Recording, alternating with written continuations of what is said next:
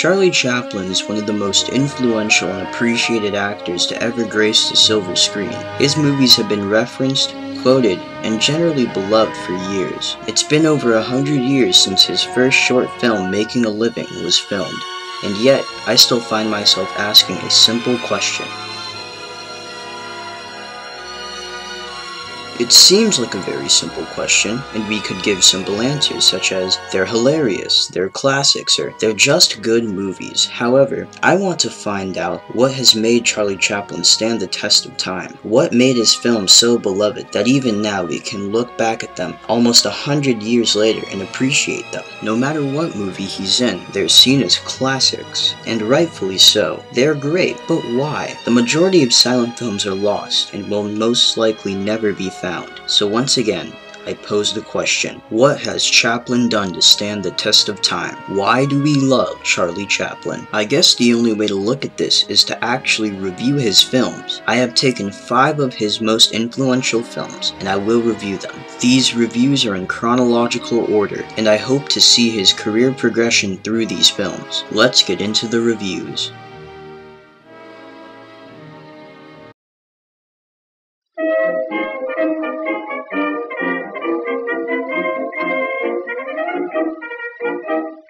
The main problem I have with this film is that it just isn't that funny. Chaplin plays a character far different from the lovable tramp we would see in his later years. However, there are some slight mannerisms that somewhat foreshadow what is going to come later in his career. He has a tamer version of the classic tramp walk, and he definitely has the tramp attire down. Anyway, the concept of this film is actually very funny. Chaplin gets a ring from a wealthy man and uses it to propose to a woman. The only catch is that the wealthy man was going to use the ring to propose to her himself.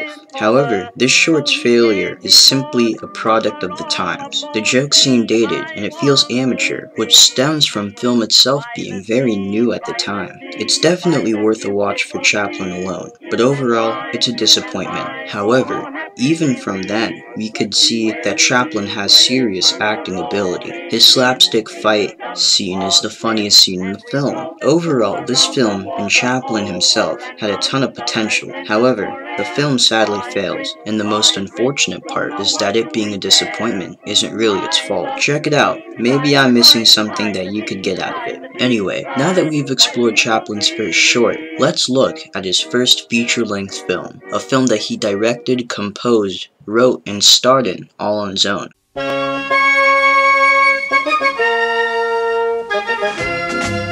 And yeah, we've already reached one of my favorite films of all time. A hilarious, heartbreaking, and all-around stunning film. In his full-length feature debut, Chaplin has already showed us how great he is. The film is about Chaplin's character of the tramp finding a baby on the side of the street and having to care for it on his own. The child grows up with the tramp and is raised as his own son. However, the child's biological mother goes on to become a celebrity and begins to look for him. The relationship between the tramp and the kid is beautifully heartwarming. Without any dialogue, we can see how much love Chaplin has for his son, and how much respect his son has for him. It also has its fair share of laughs. Chaplin's job involves his son breaking people's windows in order for him to fix it. My favorite scene in the film is when the kid gets taken away from his father. When he's being pulled away and thrown into the back of the adoption agency's truck, we can see the fear and confusion the kid has. Jackie Coogan really sells this performance, and it's really heartbreaking. The rooftop chase scene between the tramp and the police officer is extremely suspenseful and puts you on the edge of your seat. It also makes me wonder if Hitchcock was referencing this film in his masterpiece Vertigo.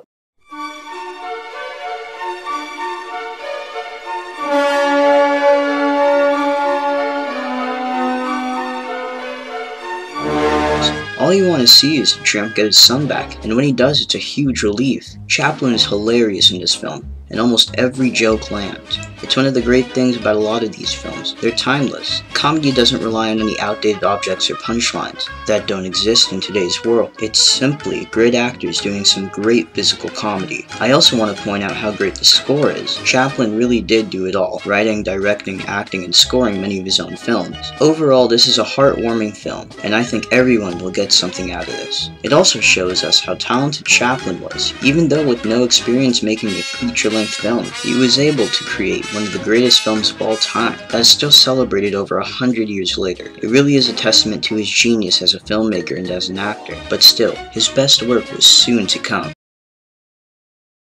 Now, we've already established how talented Chaplin was, making his first film into a classic. Now we're going to fast forward to 10 years later in 1931. We are going to look at City Lights.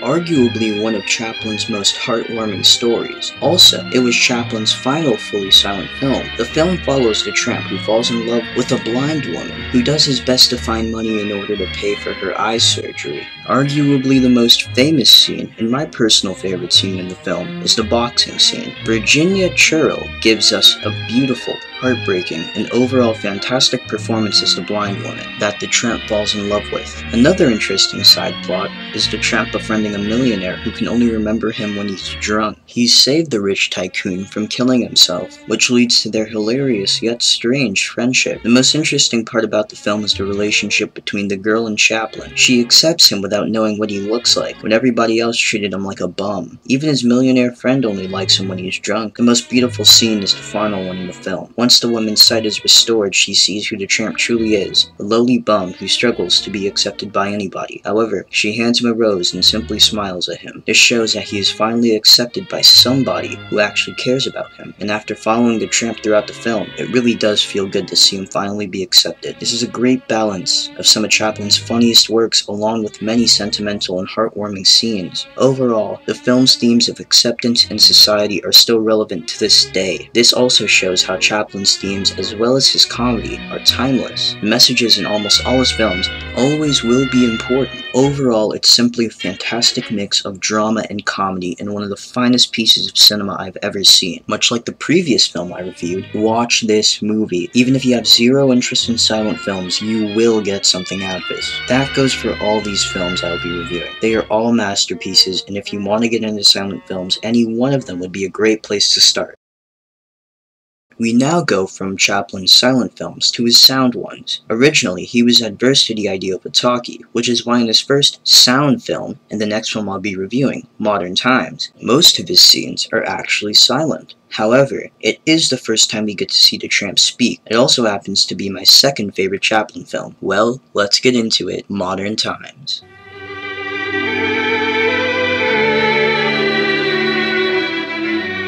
As I said, this is my second favorite Chaplin film. However, it still deserves the 10 out of 10 rating I gave it. The comedy in this film is top-notch, however, its message is still strong. A great example of this is when the tramp skates around the mall he works at. He begins to skate around a large pit while being blindfolded, completely oblivious to the fact that if he moves any closer, he will fall in. It's a great balance of comedy and a strong message. Even throughout the whole movie, Chaplin gives us a world in which a man would rather be imprisoned than try to find a job, a world where factories dominate and workers are mistreated. The film is about the tramp getting fired from his job and being thrown into prison. He serves his time but continues to go in and out of it. He actually enjoys being in prison more than he does being put in the real world. However, during his time out, he falls in love with a girl. This girl and her family has seen the worst of the Great Depression to the extent that her father is killed in a riot. She runs away from the orphanage she is put in and eventually meets up with Chaplin. Her and the tramp must try to get by while also evading the police. Now, as I have explained, this is Chaplin's first sound film. However, it is still mainly silent. But still, this is the first time we are able to hear the tramp speak. Chaplin knew that his films worked as silent films because of who the tramp was. The character worked because he was essentially a mime, with most of his communication coming from pure body language. However, due to the rise of talkies, he would have to speak. However, as a way to mock sound films, Chaplin decided for the tramp's first speaking roles to be pure gibberish. This leads to the hilarious scene I'm about to show you.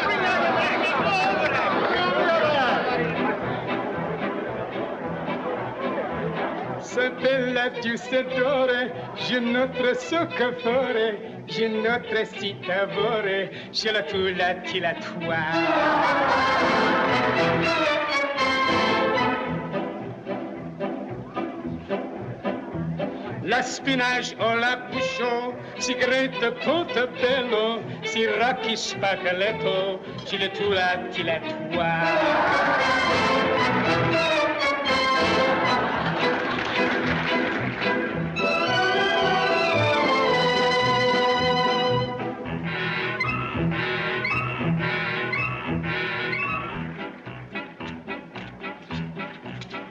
Modern Times is nothing short of a masterpiece. It combines hilarious visual gags with Chaplin's own strong views on the job strikes, the communist rallies, and many other events that were happening at that time. However, despite it tackling what was considered at the time current issues, they are still relevant today. That brings me to another reason why Chaplin is so loved: the universality of all his films. No matter what country you're in, no matter what year it is, they can be enjoyed by anyone. That's why everybody I've shown this film to, even people who dislike silent films or black and white films, can enjoy them. It's the simplicity of his comedy that allows for it to be enjoyed by any age, and Modern Times is a great example of this. Going back to the Tramp's first speaking scene, his song is pure gibberish. It's a mixture of poor Italian and French. However, through his dance moves and through his motions can we get what he is singing about. Note his ability to convey a full story through his actions. Modern Times is one of the finest films ever made. There's only one other film from Chaplin that I like a little bit more.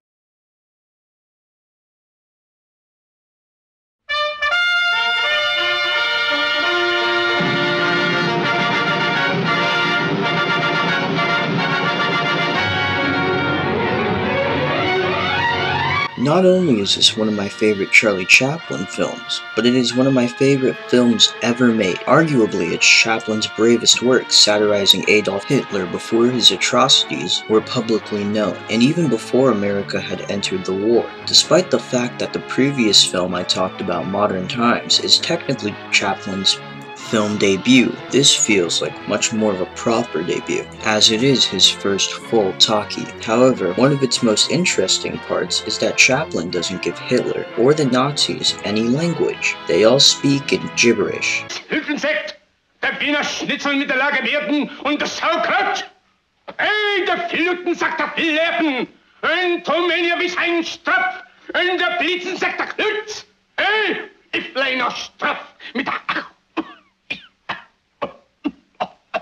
However, the Jews are given a name, and we do get to know about a small Jewish ghetto.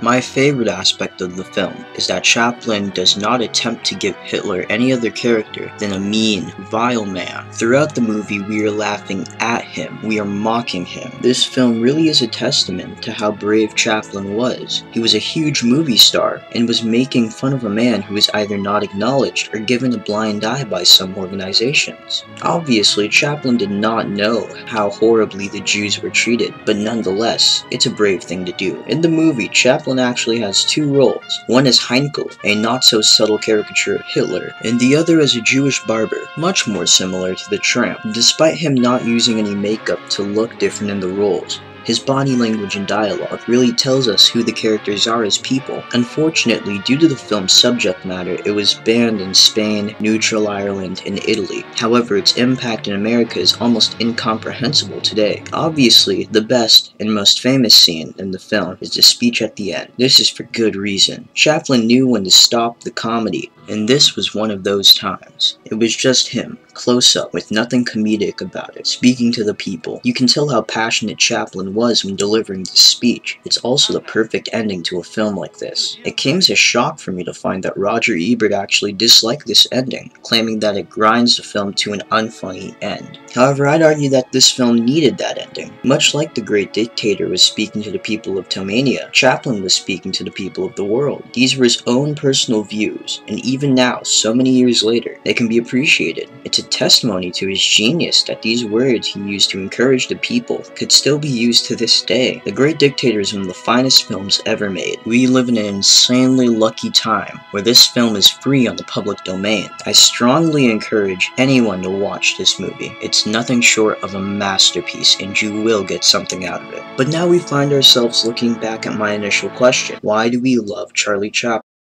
While looking through his work, there are a few special things about Chaplin's films: his ability to balance comedy and drama, the universality of his films, and the passion behind each of them. That last one seems to be the defining factor as to why Chaplin is the most celebrated silent film star. Obviously, guys like Harold Lloyd and Buster Keaton are equally as important. However, when you watch a Chaplin film and see him do his strange little tramp walk, you realize how much love everybody has for what they're doing. Every story and situation feels uniquely Chaplin, and that's something nobody will ever recapture, no matter how hard they try. Charlie Chaplin was one of a kind, and he deserves to be celebrated. I've been Twisted Razor, and this is why we love Charlie Chaplin.